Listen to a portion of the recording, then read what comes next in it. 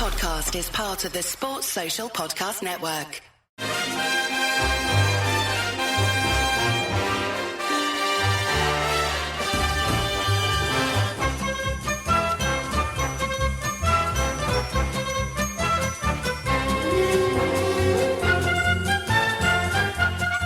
Hello everyone, I'm Chris Wynn and welcome to How We're the podcast from Roker Report. And this is our final word ahead of kick-off at Wembley on Saturday. So if you're listening to this, you're either massively hungover from a night out in London, where no doubt many of you were in Trafalgar Square, and potentially you're waking up to a hotel room full of empty bottles and empty kebab cartons if you've got anything about you, or you're on the train down, or you are potentially ticketless, like myself and the man with me today, who has the excuse, to be fair, of being on the other side of the world. It is, of course, Martin Wanless. All right, mate? Hello, mate. Yeah, it's a sad state of affairs, isn't it? Well, at least you can say, I'm kind of stuck in where we are by floods, and I'm on the other side of the world. I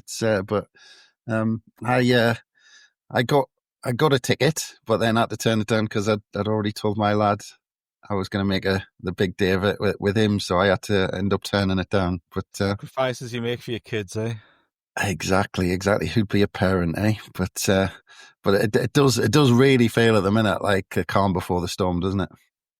Oh, it does, and I must admit, I've kind of tried to ignore it as much as I can all week, because as soon as I start thinking about it, I go, oh shit. And you're talking about watching the match with your son. The commentary game was on. I think it was a 5 o'clock kickoff in the morning. So by the time the kids were up getting ready for school, we were into the second half and extra time. And my lad came in to watch extra time with us, and we obviously had the Ballard winner or equaliser to win the two-legged tie, and we were jumping around like mad in the room, chucking each other around, celebrating. And I said to him, do you want me to get you up and wake you up for the playoff final? He was like, I don't think I'll be able to stand it. I'll sleep through it and you can just tell us the score when I get up. And I kind of almost wish I could do the same thing. It's like those derby days when you hear people just going for a long walk in the lakes with no reception, and then come back and find the score out. And, there's part of you is kind of tempted just to fast forward, because there's going to be a few ups and downs and twists and turns between now and whatever time it ends on Saturday.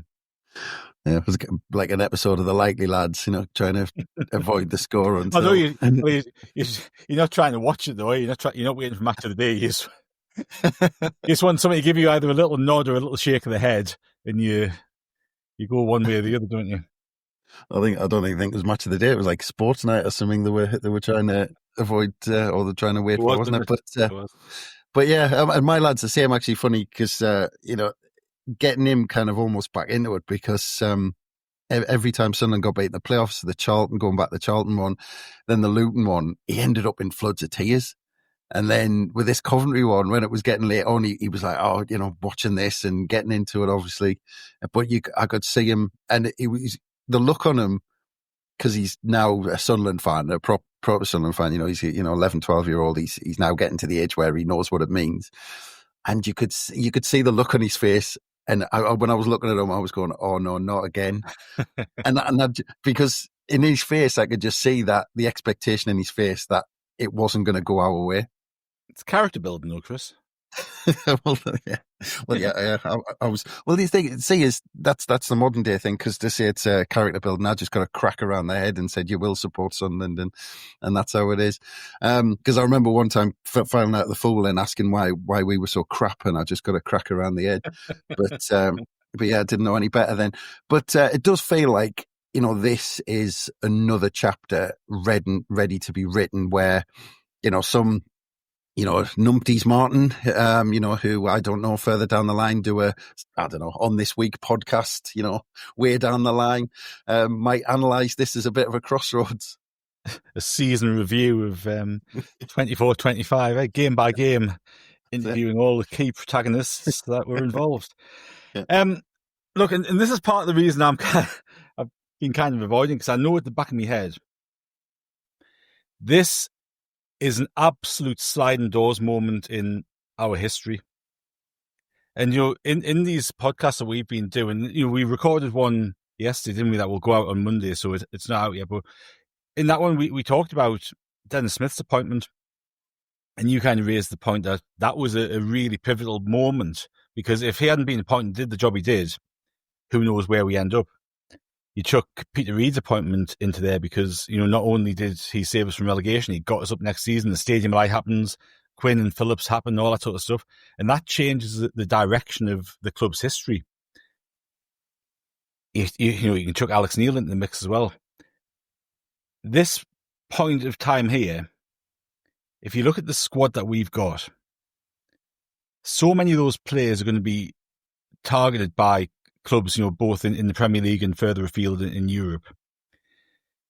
If we go up, we'll keep the majority of them. I think one or two will still go, but we'll keep the nucleus of that side together. If we don't go up, I think you've got a ton of players who are potentially going to get picked off. And, while we might like to keep them, I think a number of them will be targeted by Premier League clubs. And, we've seen with Tommy Watson. It doesn't always make sense to us as fans to go, well, why would you go there? He's going there because he's got 10 times his salary or 15 times his salary. And the reality is that's how it is.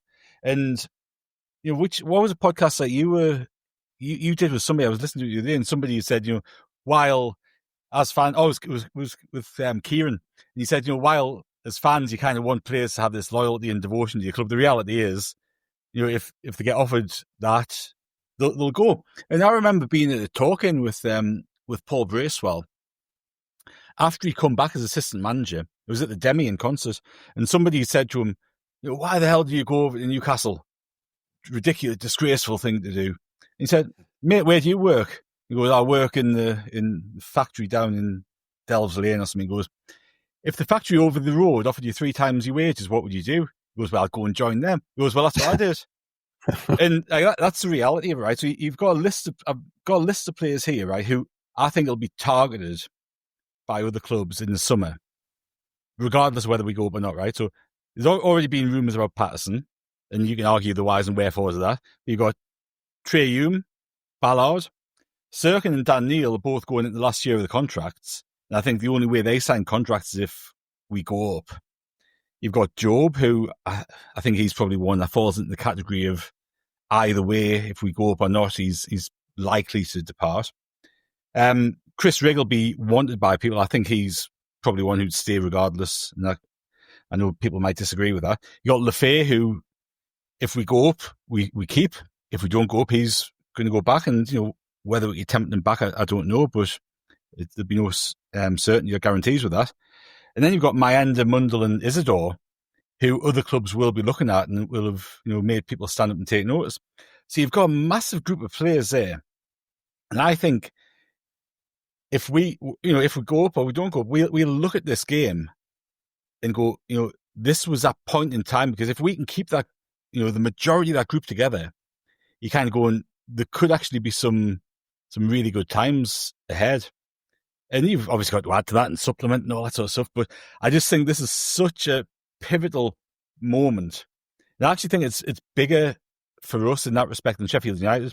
Sheffield United have been bouncing up and down. They've got a good group of players. If they don't go up, one or two might go, but I think they'll keep the vast majority of that team together. And they've still got parachute payments for the next couple of years. Parachute payments. So, you kind of look at it from that respect. I think you look at it in terms of that moment in time, and whether the last 2 seasons have been a temporary thing or not with the promoted teams getting relegated, I don't know, because was it 3 seasons ago, the 3 promoted teams stayed up? But the last 2 seasons, the 3 that have gone up have come straight back down.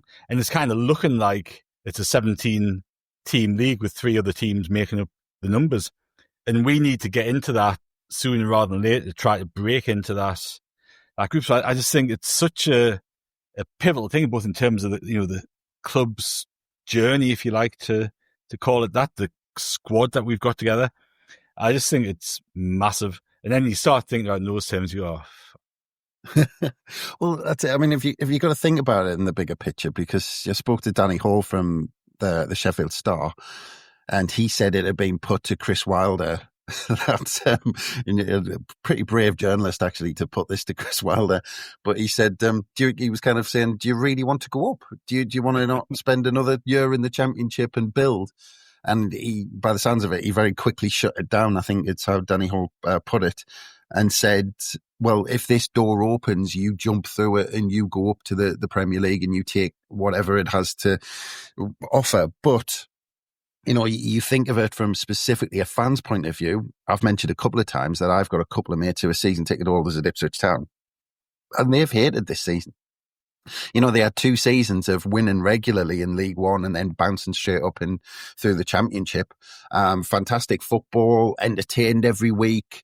And then they've just went to the point where they were going, they're just going along, waiting to see their side being smashed by the Crystal Palaces and the Brentfords and the Bournemouths of the world, never mind the Liverpools and the Man Cities. But yeah, so look, you're talking about, I'm in agreement, but there's a lot of talk about that going around, not just on the Sunderland side, but on the Sheffield United side, saying the way almost you could argue it's broken a little bit in terms of the link between the Championship and the Premier League, that for the club, you want them to keep building and you want them to jump through and you're desperate for them to be up there at the top and in the top division. But from a week-to-week enjoyment of the game, do you really want that when you think about it?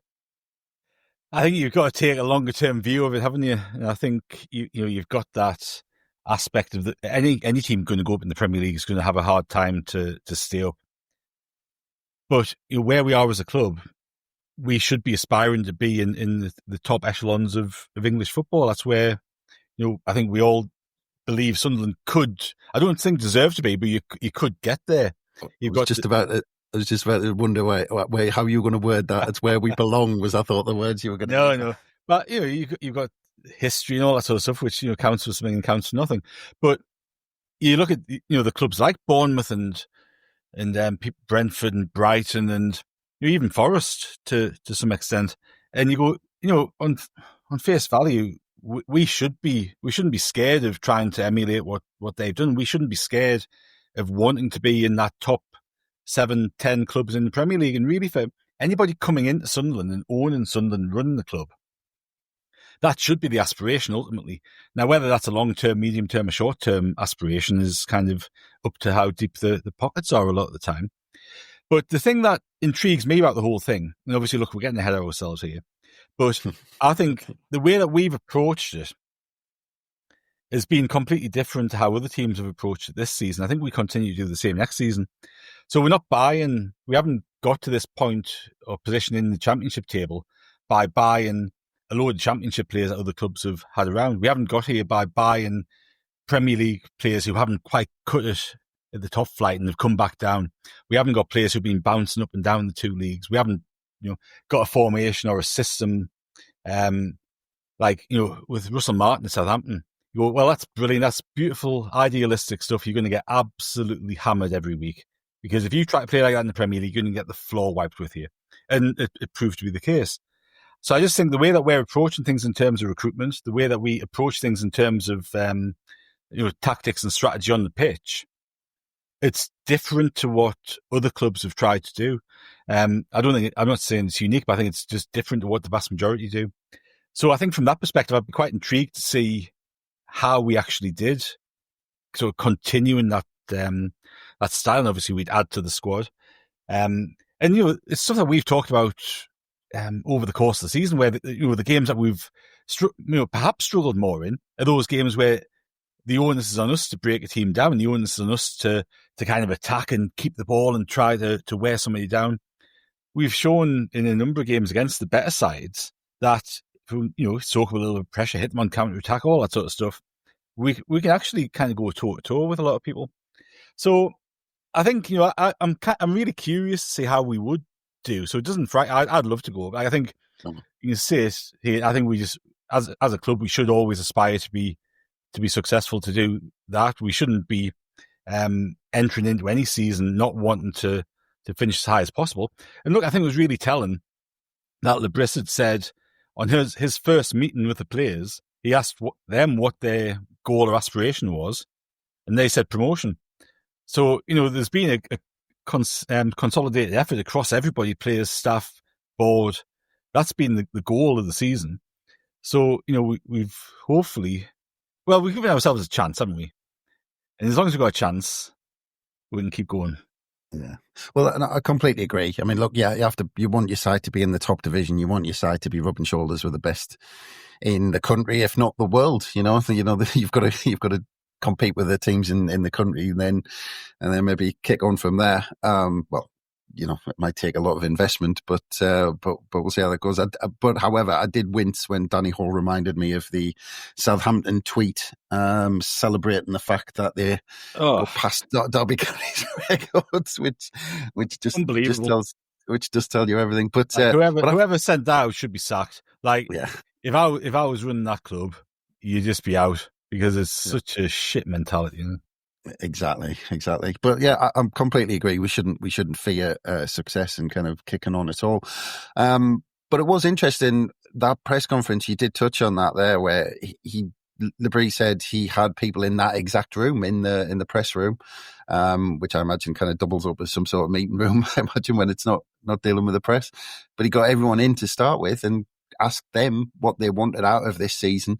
And you look at Le Bris' background, and he's done kind of studied psychology, and I think he's written papers, and he's done all of this sort of stuff. And he talked a lot about it being a long season and the fact that we deserve this chance, and we've suffered throughout the season. And because he mentioned that we've rarely beaten sides comfortably, so actually we've had to battle to be where we are. And he mentioned then, he said we can talk about tactics and talent, but he said the mindset that we've got as a club and as a team was our greatest quality. And it feels like they know they've gone through a lot to get here, and the way Le Bris keeps talking, you get the feeling that they've done so much to get here, they really don't want to waste this opportunity.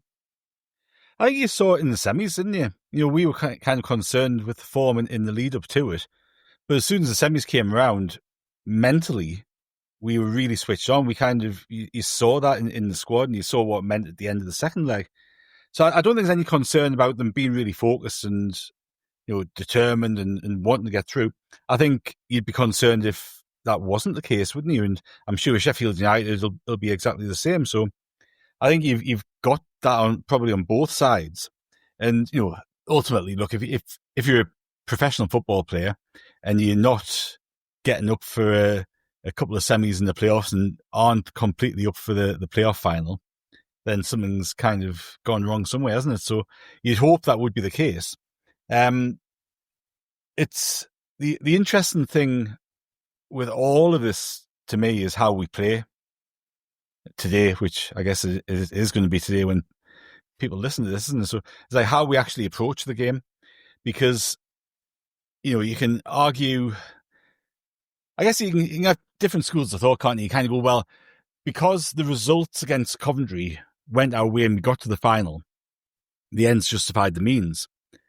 And then you can kind of look on the other side of the coin and go, well, if Hadji Wright didn't have a head like a 50p piece, we'd be out and have the feet up.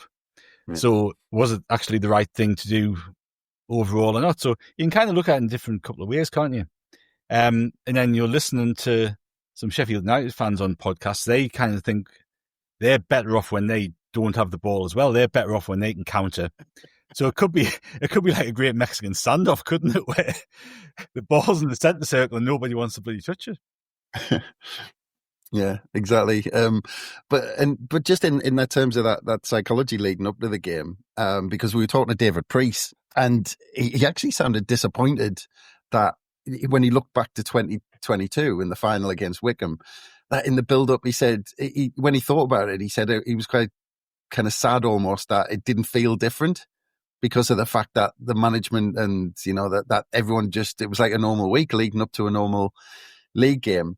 And you listen to Le Bris, and he seemed to be saying exactly the same thing. Like he just shrugging his shoulders and kind of normal week. I mean, but yeah, I'll come on to that in a second. But the bizarre thing was, he was just kind of shrugging his shoulders, and he had a big smile on his face. And sometimes you think they should be right up for this. They should be getting pumped up. But again, and I talked, I think, again, to David Priest about the Wembley effect, where everyone thinks it's a big pitch, but it's actually the same size, and it's purely because you get so pumped up that you end up crashing. But it seemed like this approach is something that's manufactured by coaching staffs now to keep everyone on an even keel and just to prepare for the actual game itself rather than the event and the occasion. The Wembley pitch is the same size as the Stadium of Light pitch. It's 2 meters bigger either way than Bramall Lane. So, Sheffield United can say it's a bigger pitch. Interesting. So, might wear them out. But I think what you often hear with managers and head coaches and all that sort of stuff is consistency, isn't it? So if you do the things consistently that get results, you'll keep getting results. And I think there's that aspect to it. Now, I don't think for a moment that inside the minds of all the players, and even in the things that have been going on behind the scenes, there hasn't been some different chat, some different talk, some different focus, because everyone will know it's a big game. But you kind of go, well, if that's there and people know that, and like we all know that, right? It's different. It's going to feel different. So do you control what you can control to keep the consistency at a kind of base level, and then you let the other stuff naturally bubble up? So I think there's that foundational bit that needs to be consistent. Because if you chuck away everything that you've been doing that's got you to this point, then that's counterintuitive to me. So it's like you keep those bits regular that you can keep regular and consistent and normal, but then you kind of let the other stuff take care of itself, and the players will be getting messages from everyone they know, everyone they bump into in the street or in wherever they are. It'll be the talk, won't it?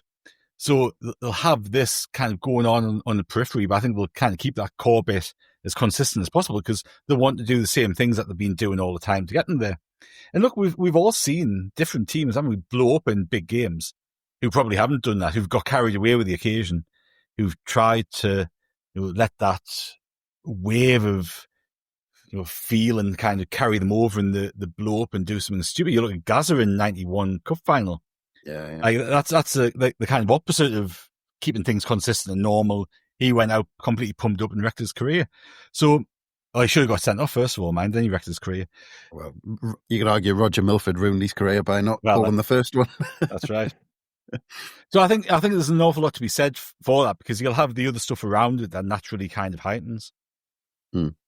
Yeah, and again, going on the mental aspect, because actually it seemed to be more focused on that than anything else. His press conference and the discussions, but every pundit we've talked to this week, and seemingly everything you read. I mean, I even saw Gary Neville comment on it at the beginning of the overlap.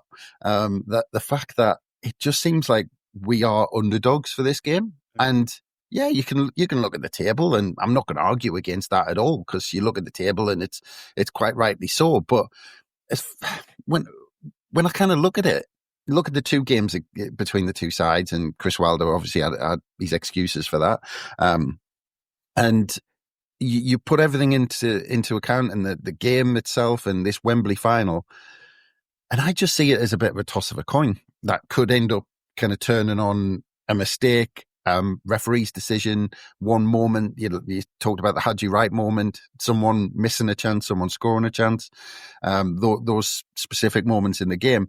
But are you surprised about all the talk about the fact that we are underdogs and Sheffield United are apparently so big favourites for this game? I'm quite happy. I am a bit surprised, but I'm quite happy with it. And I think we had the same thing before Coventry, where all of the Coventry talk, but wider press as well, but all talk from Coventry was that they were going to walk all over us, and they were praying that they would play us because they would beat us. So I think it kind of serves us well to have that little bit of pressure taken off us.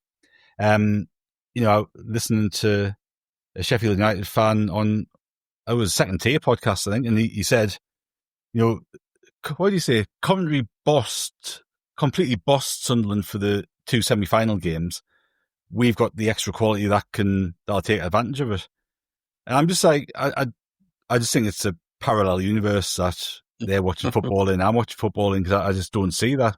And even the Sheffield United fan that we spoke to for the fan preview on the website on Friday morning, he kind of said something similar at the end, just saying, I think we've got more quality than you have. And I just don't see it, to be honest. Look, I think people are probably looking at it with two lenses. One, Sheffield United come back down from the Premier League. They were in top flight last season. We finished 16th last season in the Championship, so that there might be that bit to it where you've got that longer run to where we are, and then you've got the end of season form, which mind Sheffield United didn't have the best of form run in the last 7 games either. I think they only won 2 and drew 1 the last 7. Yeah. So they're not coming into this in peak form either. I think and I don't subscribe to the notion that we kind of gave up and sacrificed results. I think that was a byproduct of rotating players and the players maybe taking the foot off the gas a little bit. But that end of season run that we had, that does not happen if we're still trying to get a playoff place or try and get an automatic place. That simply doesn't happen. So from that point, I think you can kind of discount the results that we got because they're actually not reflective of what we've done up to that point. So I think we've probably got a deceptively low points total for what we could have had. Sheffield United was still playing for things when they had their bad run. They were still trying to get automatics, and they should have got automatics, really. And even when they lost those games, I think they went to Burnley, and if they got a win at Burnley, then that gap between Burnley and Sheffield United changes again is actually achievable.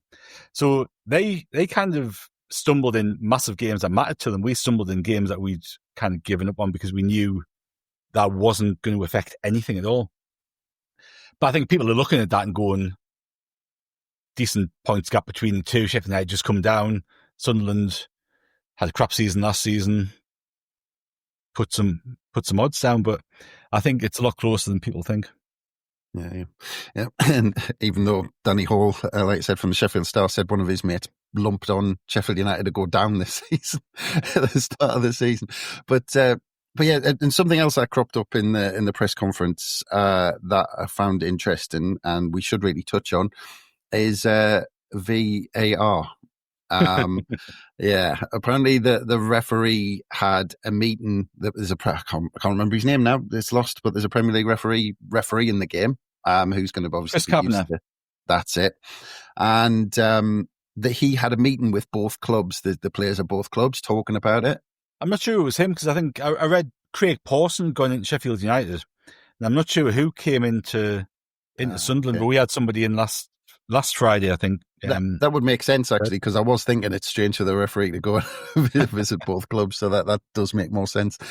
But, I think Le Bris hinted at where the focus was on in the discussions, and I'm going to pick out 2 players for 2 different reasons, Martin, and you probably already guessed why and who. But we've got Isidore up top and the offsides, because he can't take those risks that he normally does, where he's potentially every single time starts a yard offside and chances it, because he gets caught so many times by non-automated offside decisions. And then you've got Luke O'Nien at the other end, who likes to cuddle and nip and bite and do whatever he does in the box before a corner or a set piece is taken and ready to be delivered in our box. So, I mean, because they've been playing all like that all season, is that something that they really have to think about, or is that just going to be, I just have to kind of calm it down a bit, or in the case of Isidore especially, is he have to think, I'm going to have to make different runs or bend my runs, or how big a deal is it? So I think there's 2 completely different aspects to this, right? So Isidore, first of all, you're right, Isidore gets flagged offside quite a lot, but they are so tight, right? And I think there's a lot of times he's been flagged offside where he's actually made a really good run and he's been right on side the moment the ball was played, and he's been flagged offside because he's so quick. So potentially that could work in our favour, because he can actually afford, if he knows he's onside, he can afford to take that risk because he will get through. And you're talking about, is it Robinson, the Sheffield United defender, who isn't as quick as you might like a defender to be. So if he can get on him, and my end are the same as well. I think they can actually afford to play right on that last man, and as long as they know their run's okay, it'll go to VAR rather than being flagged offside in real time because it looks offside. So that could potentially play in our favour as long as he's spot on. But he can afford to be really spot on rather than trying to take a chance and making sure that he's not flagged offside. Luke O'Nien is a different one. And he, I think if we're all completely honest, he could give away a penalty every game. If he does what he normally does, he'll give away a penalty on VAR. So he's got to change his game completely. Now, it's not changing his game. He's rather got to change the method he marks and shuts people down in the box on set pieces, especially, right? So you've got this dilemma with him and how you actually set up defensively. Because do you actually keep, because he's not the tallest of defenders. So do you keep him doing the same stuff he's been doing all season, but without the physicality of it? Or do you actually change the way that we mark at corners and free kicks?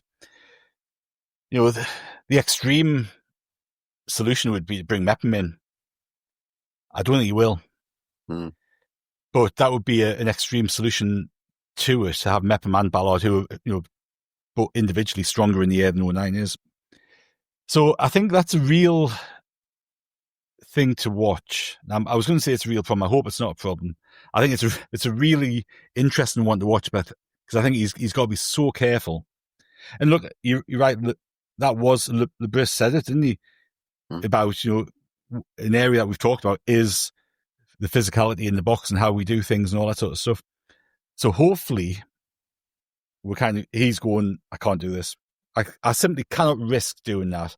Because in a regular game without VAR, you can do something, and unless it's super obvious, you're going to get away with it.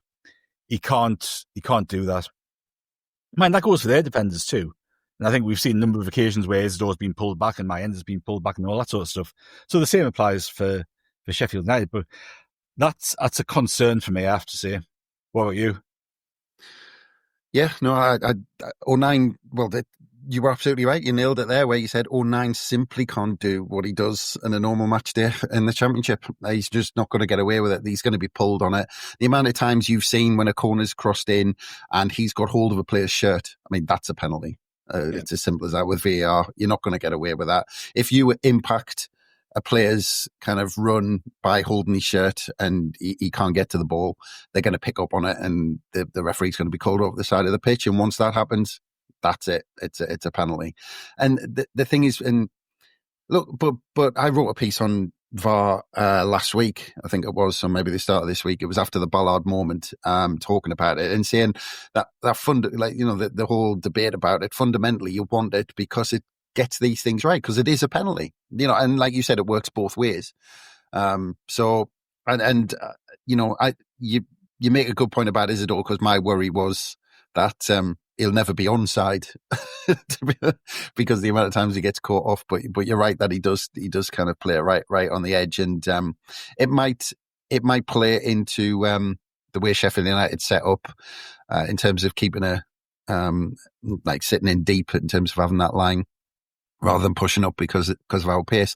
But we, of course, do have the starting 11 guru, Martin, and we'll get into that in a moment. But again, just quickly going back to the press conference, I did find Le Bris' response to a question quite interesting, another one, where they asked him, did it take you a while to sort the plan out?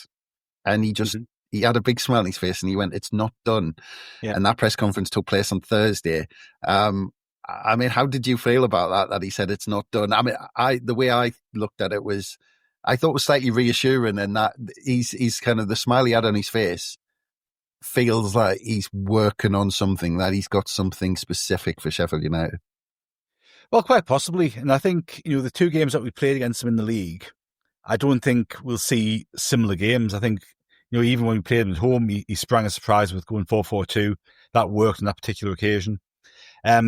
He could have been referring to a couple of knocks. I think we've kind of got an idea of one or two players who might have a question mark about them. And I guess if those players aren't available or aren't fit to start, that changes things potentially in his mind as well, doesn't it? So I think, look, he's one of, I think, you compare him to Alex Neil in this respect, in terms of he's got a plan for each game, and he's got plan B. So if something's not going right, he'll be able to figure it out. And it's been interesting listening to, the various things going on before the game. Chris Wilder kind of going, he basically said, I haven't got a clue how Sunderland doing the play, so we're just going to have to see what we have to face.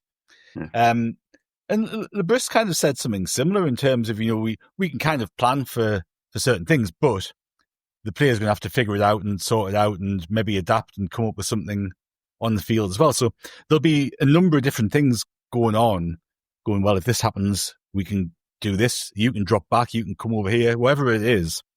But I think, we've seen all season, haven't we? There'll be a plan that we execute, and I don't think it'll be the same plan as we saw in the 2 games against Coventry. Yeah. I was going to mention that actually, both because Wilder said exactly the same thing about Le Bris, and Le Bris said the same back. He didn't have a clue how they were going to set up. But look, let's get into the starting 11. He was asked the question, did he have a fully fit squad? And the answer was a very cagey more or less.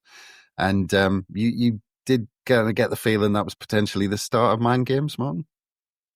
Well, I think if he goes, yeah, everyone's fit, or he goes, yeah, pretty fully fit, but Roberts is going to be out and my end is going to be out, he's not going to give that sort of information away, is he? So, I think it was a fair answer to the question. I think it kind of ties in with what we've felt and what we've seen after the Coventry second leg in terms of players being in training and rumours of a knock or two. And look, he's not going to give anything away, neither manager is as other. So I think it was kind of a relatively predictable way to answer it, to be honest. Keep a little bit of doubt in your mind. Yeah, I was half expecting him to go and, well, we're waiting, late injuries gone, Mayenda, Mundell, Isidore, Roberts. Everyone. Just to keep them guessing. But look, let's get into it, and let's assume he has got that fully fit squad, and we can maybe kind of deal with a scenario where Roberts is carrying a knock and what happens there. But let's start off with the kind of back 5, and let's kind of start off with that 5 who started against Coventry. Patterson in goal, Hume at right back, O'Nien, Ballard, Sirkin. You did mention maybe the temptation to put Mepham in there. You've got Kiefer Moore, who's likely to start after his performances against Bristol City. He really kind of tore into Bristol City and led the line for Sheffield United. So can you see him after those 2 defensive performances really changing anything in that 5? I can't. And I think, it's a really difficult one, because if you're going to just, and I guess you've almost kind of just got to pick for this game, haven't you? You can't really let anything else that's gone on at any other point kind of influence you. I just think O'Nien's such a influence on the pitch and off the pitch that, and he's been, I don't think he's dropped him all season. I think he's played pretty much every game, even when Mepham and Ballard have been fit. I think they've only been paired together when O'Nien's gone out to fullback. So I can't see him make any changes to that sort of back 5. But I do. It's a little nagging thing with the VAR aspect to it, and also you're kind of thinking a little bit further forward. So you're going, well, Harmer's there, makes them really tick. So is there like we saw at Wembley, and like we saw in the because O'Nien played in centre midfield in the playoff final against Wickham, didn't he? And he did a man-man marking job on Barry Bannon in 2 legs against Sheffield Wednesday. So is there a real sort of curveball coming where O'Nien's kind of deployed to do that?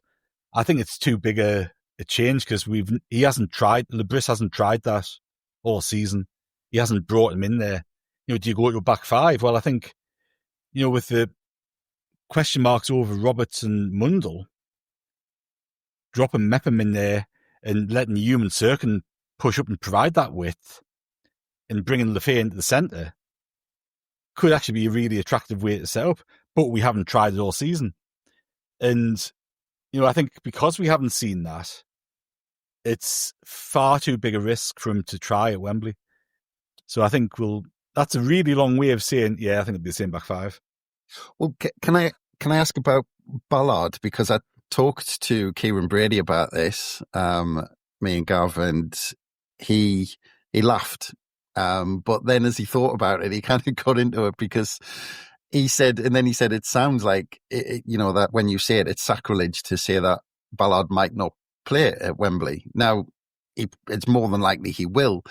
But when you actually think about it and talk about it, he was put in against Coventry to do a very specific job against a team who play a very specific way.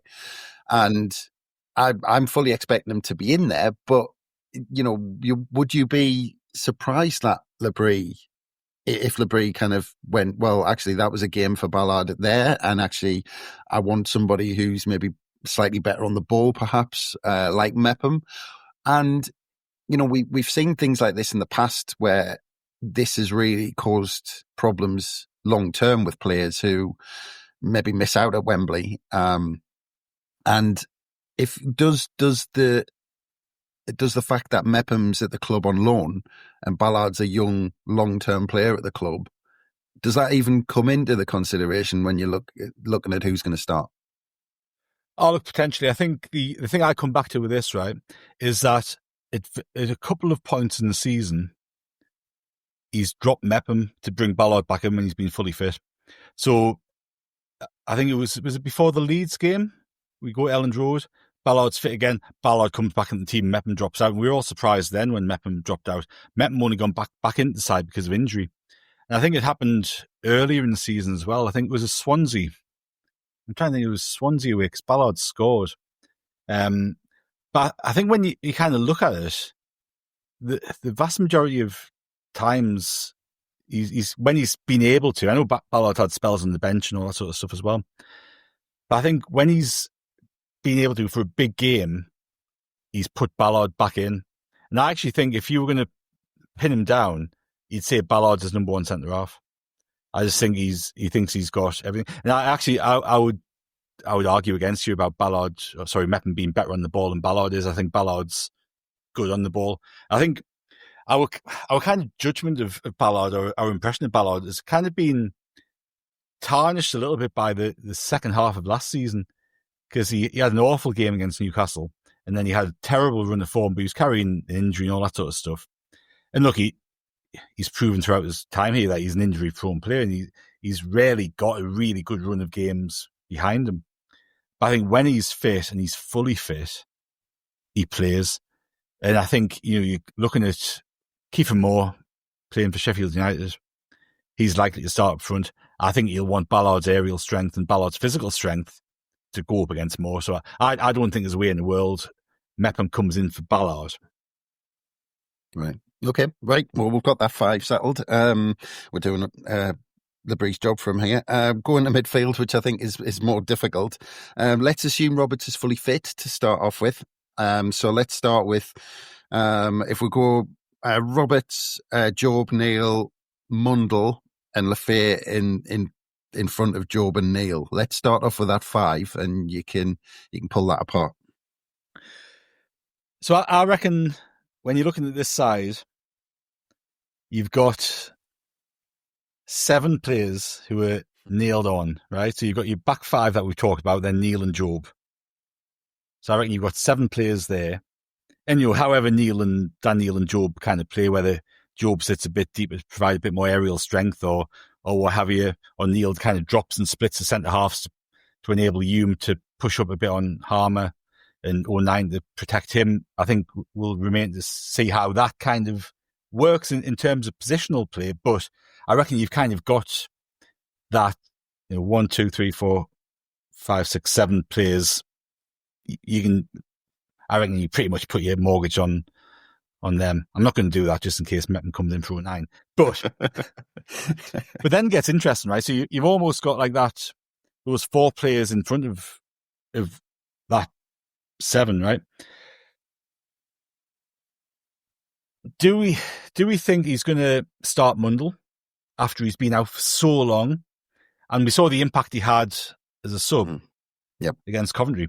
Because if he starts Mundle, somebody's going to, either one of Isidore or Mayenda is going to miss out. Now, that's potentially a good thing because you've got one on the bench to bring on and change the game. Roberts on the other side, and I know he's carrying injury, but I think he was our weak link, especially in the second leg of the semi. I thought, I think in both legs he worked hard. He did a lot of defensive stuff, all that sort of thing. But I think he was probably our weak link. We're going to want some options from the bench to change the game. And look, we saw Rig came on and changed the game to some extent against Coventry in the second leg.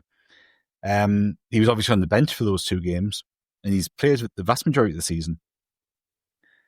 And I've made the comment before, I think Le Bris sees Rig as Roberts' kind of replacement, just in terms of makeup, how he actually plays the game, rather than his skill on the ball, but how he carries the ball, how he works in those triangles, all that sort of thing. So I think there's actually a really strong case that Rig will start on the right. And I think that gives a bit of protection for Hume on that flank as well, which we might need. The crucial thing for me is Lefebvre plays centrally. And I just think he's got to. So I think it's almost like if he's jotting the team down, you put Lefebvre in big capital letters in the centre of the page and you work everything else around, because to come to this point and for him to be stuck out on the wing, I just think it would be criminal. And I don't care about anything else that goes on around. I just think that would be criminal. I just think it would be a complete waste. I think that's our best chance of winning this game, for him to get on the ball, provide through balls to whoever's around him in those wide areas in front of him. So I think Lefebvre will play centrally ahead of Dan Neil and Job. I think Rig will go on the right. So then you've got the question about who plays on the left and who plays striker. Mundle, I say, I think it would be a massive risk to play Mundle, but you might think it's the time for a massive risk. There's a part of me kind of thinks Mundle would be a great weapon for us to bring on in the last half an hour if we need to get a goal, which, the odds are that in the last half hour we will need to get a goal. I think it's going to be a tight game. As Le Bris said, we haven't won any game really comfortably all season. So we're going to get these closing stages and need game changes on the bench. And look, Roberts against tired legs could be that option on the right.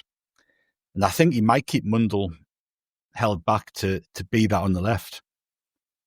Which then you've got Isidore and Mayenda, who I actually think, while it would be nice to have somebody on the bench who can play centre forward, I suspect he'll start both of those.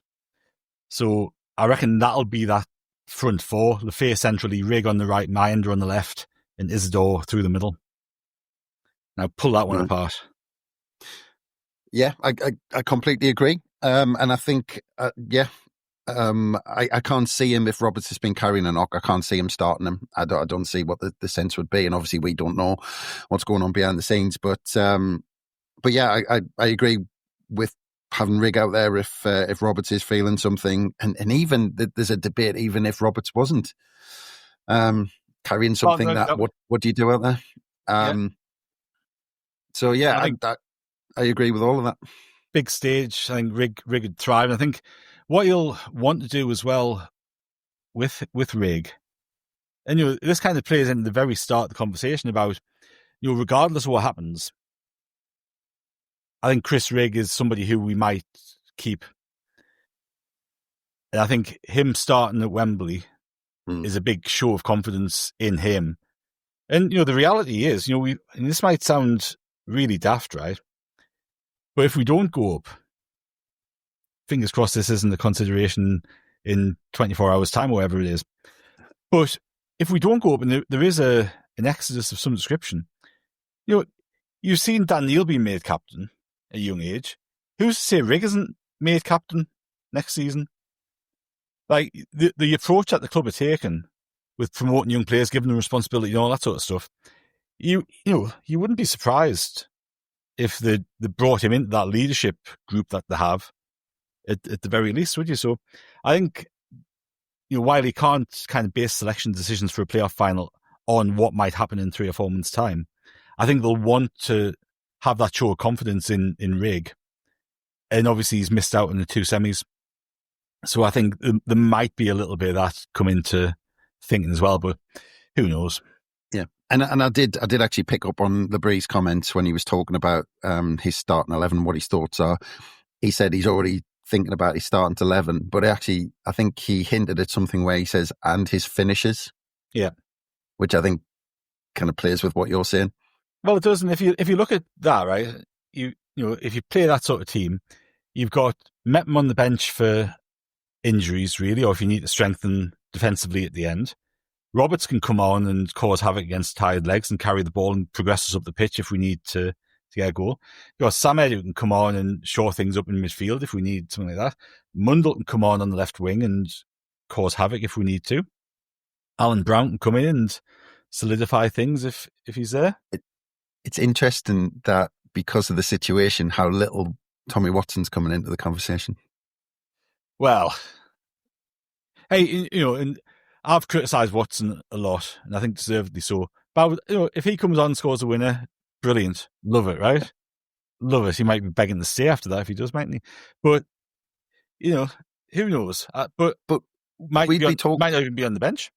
Yeah, but we'd be talking about him as a game changer if we didn't know about his move.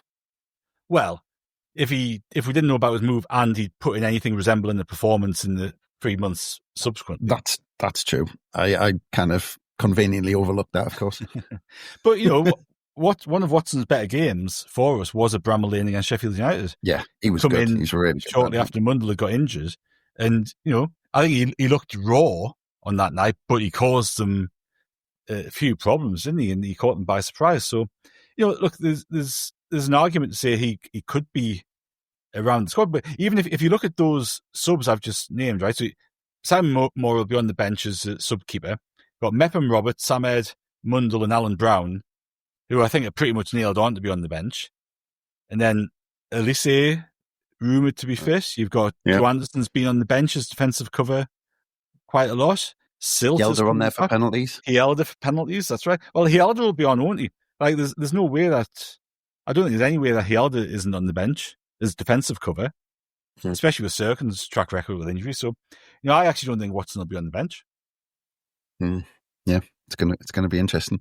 Well, we'll start wrapping up our nervous chatter because I'm sure we could talk all the way up to kickoff. Might be better if we do. We just yeah, it's probably the better option for me. But Le Bris again, interesting comments. He said about he was very adamant in this one where they said, are they going to look at soaking up the atmosphere of what the Sunderland fans generate, you know, Trafalgar Square and beforehand and all this? And he went, nope, bubble, one word. And is that the right way to be, that you don't, you know, see, you know, how much the fans are, you know, kind of building up to the game and wanting it so much, and that you just keep complete focus on the game? Look, I think it's kind of like we were talking about before, isn't it? I think he's controlling what he can control. Now, there's absolutely no way in the world the players won't be looking at social media and seeing videos from Trafalgar Square, seeing people travelling down to London. There's no way in the world they won't be reading things, they won't be talking to people about it. Le Bris can't control any of that. What he can control is keeping things as normal as possible, and you know, keeping people contained in some respects on the journey on the way down, in the hotel, making sure that they're as focused as possible on what they can control, which is the football.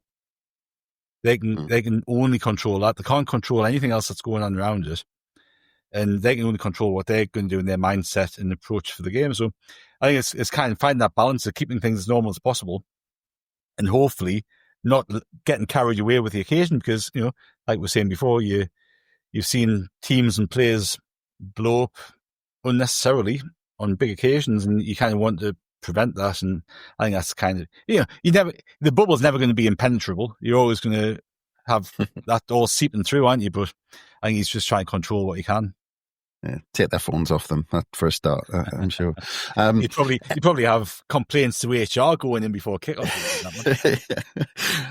All the professional pundits and analysts have said it's going to be a cagey game, and I think in some ways the playoff final over recent years, I remember epics, Leicester in Swindon and stuff like that back in the day, and some epic finals at Wembley. But it seems like the playoff final over recent years has turned into that type of game because it's almost fear of losing, isn't it? It is, and look, the one thing I do hope out of the game today is that we give it a real good go. So I think if we try to just contain them and catch them on the break, I think it'll be a long afternoon regardless if we try to do it, but I think it'll be a difficult afternoon. And I made the comment after the Coventry away game that while it was kind of labelled the perfect away performance, and it was in terms of result, and we soaked up the pressure, but my comment was I think we kind of invited some of that pressure and you gave ourselves some of that pressure because we didn't look after the ball well enough. And I think the same applies in the second leg against Coventry as well. While the result and the outcome was what we wanted, the way we went about it, I think even Le Bris said he wasn't happy with how the team had kept the ball and looked after the ball and how we actually played with the football. So you kind of want us to do that. And I think if we can do that and cause them some problems as well, and, get some possession. And I'm not talking about us having all the possession. I think our counter-attacking game is our real strength, our ability to soak up that and counter-attack well. But counter-attacking well relies on you keeping the ball well and using those opportunities. So I think if we can do that, I think, even we talk about attractive, entertaining playoff finals, even the one that everyone always labels as the best playoff final ever, which we were, of course, involved with, that first half was fairly tedious and tight. It was only in the second half it really sprang to life, and that was when the game it was hot, a couple of players went off injured, and the game opened up. And, there's always that possibility that that'll happen. But I think the way that we go about things, I think we'll be structured, and I think we'll do what we've done. I don't think we'll go and do anything completely different from what we've done this season. We won't do anything different from what's got us to this point. But I just really hope that we look after the ball better when we have possession, and rather than, sacrificing the ball unnecessarily and inviting that pressure back onto us, because I think Sheffield United are a good team. I think they've got players who can hurt us, they've got strikers who can, hurt us in a number of ways, physically and on the ground. And I think we've got to be really at it mentally, which we have been in the playoffs, but also footballing wise, which I think we've kind of flitted in between being good and not so good over the two playoff games in that respect. So hopefully it all comes together, and in however many hours we're back here celebrating, mate. Well, I'm really sorry to do this to you, Martin, but I'm desperately looking for reassurance. Are we going to do it? Oh, look, I think it's an absolute toss of the coin. I completely agree with you. It's a toss of the coin. And, you think back to the Wickham game, I was so confident that we were going to win. Yeah. So we're going to turn because we had mindset, Alex Neil, everything going into that game. I thought we'd done the hard bit against Sheffield Wednesday. And I thought if we even do 70% of what we've done those two games, we'll beat these because we've got better players. This isn't the case against Sheffield United. I don't think they're streets ahead of us player for player. I don't think they're too far ahead of us player for player. I think there's a very even sort of matchup in terms of playing squad. I think where we'll see a winner emerge with it is managerial stuff. So tactically, Wilder against Le Bris, who comes out on top in that? And then who's the difference maker in the side? And I've said all along, Le Fay, all we had to do was get him fit because he is the difference maker for the playoffs. And I'm sticking by that because I think if we can get him centrally, and even if he plays on the left, we just need to get him on the ball and we need to kind of maneuver the shape around so he is on the ball as much as possible because we've seen he can cause damage from the left. So if he plays out there, fine, we just need to get him on the ball. But I think it's about difference maker. So we like, for my mind, we've got Le Fay, Isidore and Mayenda who can produce something that other players can't in our side. They can score a goal, produce a pass that nobody else spots, make a run that breaks the back line that nobody else can do. So I think we've got those players. Sheffield United have got similar. They've got Gus Harmer, who can harm us. They've got Cannon, who I'm completely fearful of, because obviously we were linked heavily with him and he's been crap for them. So I'm hoping against hope that he doesn't decide Wembley's the place he's going to turn up. Kiefer Moore, we've obviously got a little bit of history with him. And you've got Brereton Diaz, and you've got other players who can really cause us problems. So I think it's a matter of which of those players sparks on the day and who's at it. I think both sides have pressure on them for different reasons. I'm hoping that the squad that we have isn't fearful. Now, I don't think I think you've got that sort of exuberance of youth and that no fear aspect, which I think we've kind of seen on a lot of occasions when we've gone into big games this season. We've seen that they'll stand up, and if we need to get dirty, we'll get dirty. If we need to stand up physically, we'll stand up physically. But we've got good footballers, and I think everything's been building up to this. So look, I think it's going to come down to moments, as very even games often do, and who handles the moments better and who capitalises on the moments better. Hopefully we do. I have predicted, look, you're doing predictions for the website. You can't not predict a Sunderland win, can you? So I've predicted a 1-0 win with Mayenda's score, and I think I chose Mayenda. I was flitting between Mayenda and Lefebvre. I can't remember who I went with eventually, but I think I went with Mayenda. And let's fingers crossed that happens. But I think it's going to be tight. And as you said earlier, I think it's a toss of a coin in between us and them, and it'll come down to individuals on the day. Yeah, cliche. And yeah. Well, that's it. And that's the place I'm in, and I go back to the FA Cup final. I think it's going to be about who is most clinical. Someone can have more of the ball or whatever. Someone can have better tactics, but if you get that chance and you've got that player who can take it and keep his composure, you basically win the game. And I think that's what it's going to come down to. But I think we'll have to leave it there, Martin, because like I said, we could nervously just chat about anything, and then who knows, something might blow it all to bits in the first minute. We just never know. Well, but that's the thing, isn't it? You saw against Bristol City, we saw the Bristol City Sheffield United playoff game. Absolutely.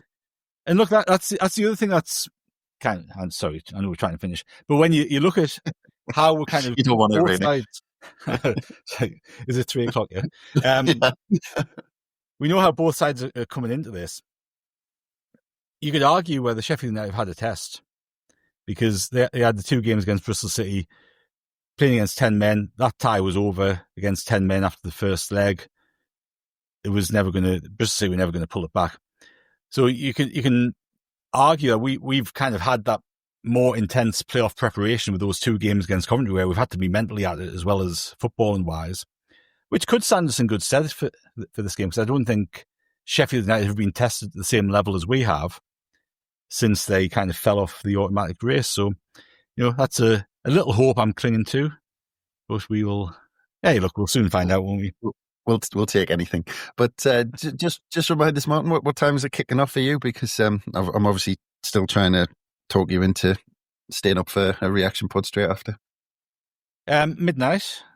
So I'm going to have to decide on my tactics for tomorrow, what time I start drinking, if I have a nap beforehand or not, if I'll be able to have a nap beforehand or not, how much coffee I drink throughout the course of the day. So, there's a number of factors to come into it, mate.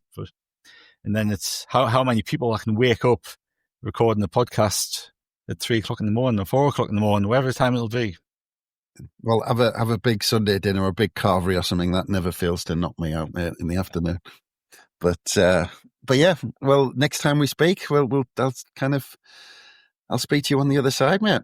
We'll know, won't we? Good stuff. I'd say it's been a pleasure, but I think I've kind of been shaken slightly throughout the whole conversation. So we'll see how it goes. But I'm going to pour myself a gin now anyway. So I'll speak to you on the final whistle bit. But thanks again, everyone, for listening. I hope you've enjoyed all the build-up that we've had this week. We've had some great conversations building up to it, obviously building up the nerves, and want to say excitement and enthusiasm and all of those words we can throw into the mix, but it's happening. So the next time you'll hear from us, it'll be on the other side, and we'll all know whether we're a Championship club or a Premier League club. So you can hear all the reaction to the game. We'll see how it turns out, how much people will want to hear all the reaction from the game. But go on, Martin. I was just looking back when we played Swansea away, because I had a recollection of that. Because he dropped 09. He put Ballard and Mepham centre halves.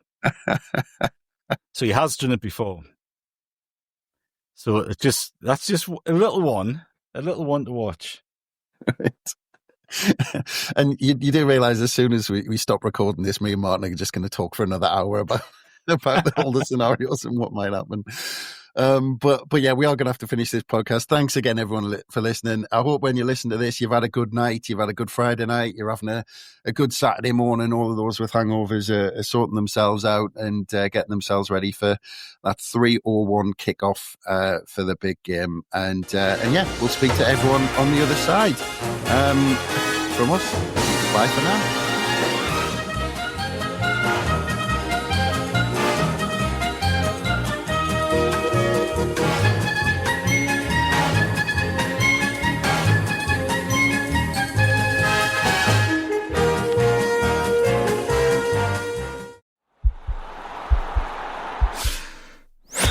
This podcast is part of the Sports Social Podcast Network.